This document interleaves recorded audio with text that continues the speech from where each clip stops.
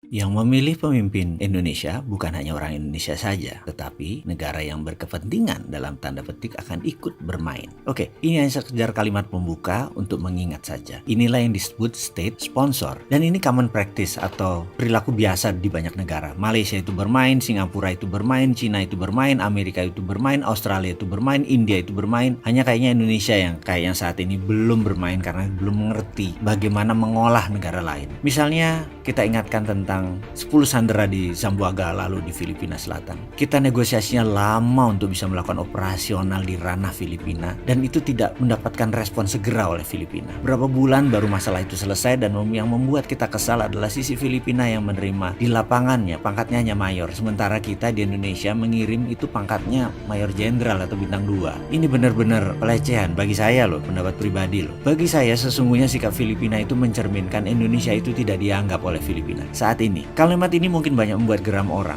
Kok bisa Indonesia tidak dianggap oleh Filipina? Tetapi banyak sih yang pejabat mungkin karena tidak mengerti, jadi menganggap biasa-biasa aja hubungan dengan Filipina. Tapi tidak bagi orang memahami bagaimana tata negara yang benar. Jadi saya berani mengatakan bahwa Indonesia itu tidak dianggap oleh Filipina. Kita mundur sebentar ke zaman Pak Harto waktu berkuasa dulu. Bandingkan dengan peristiwa pembajakan Woi La yang mendarat di Don Muang, Thailand. Indonesia diperlakukan beda oleh Thailand waktu itu dibandingkan dengan Filipina sekarang. Dengan reaksi cepat Pak Yoga, Pak Beni, dan Pak Harto dalam waktu 2 jam sudah mendapat clearance izin dari Menteri Pertahanan Thailand dan Indonesia bisa mendaratkan pasukan di sana dengan full battle suit dengan menggunakan baju dan perlengkapan perang yang lengkap. Pronto, segera. Sebentar, sebut intermezzo ya. Saya mau memberikan pelajaran pengingat bahwa ada istilah militer kalau berkenan ya. Begini, sebuah negara tidak akan mengizinkan tentara negara lain masuk ke wilayah negaranya dengan full battle suit. Tidak boleh masuk sebuah negara dengan menggunakan baju perang karena itu bisa diartikan adalah okupansi atau penaklukan. Jadi, kalau masuk tidak boleh pakai baju perang atau bawa peralatan perang, harus pakai baju harian biasa atau sipil. Dalam kasus tentara Indonesia di Filipina, kita itu harus copot ornamen perang kita dan kita jadi swasta di sana.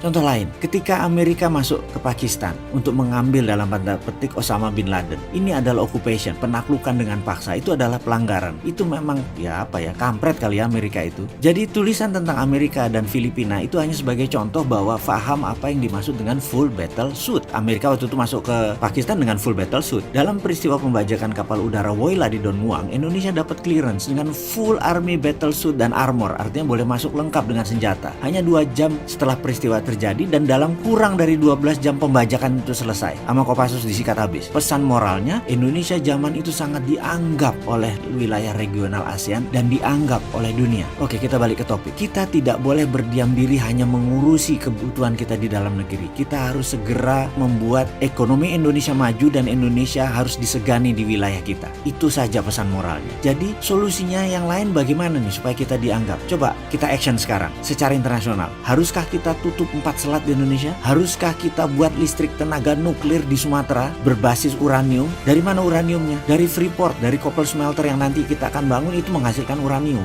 Itu bisa menjadi bahan baku untuk proyek listrik tenaga nuklir di Sumatera. Bahkan belikan listriknya itu ke Singapura atau ke Malaysia. Mereka butuh listrik. Atau ada cara lain yang lebih positif seperti Gajah Mada waktu menaklukkan Nusantara dulu. Pertanyaannya sekarang, ada nggak sih yang berpikir tentang bagaimana supaya membuat Indonesia dianggap oleh dunia?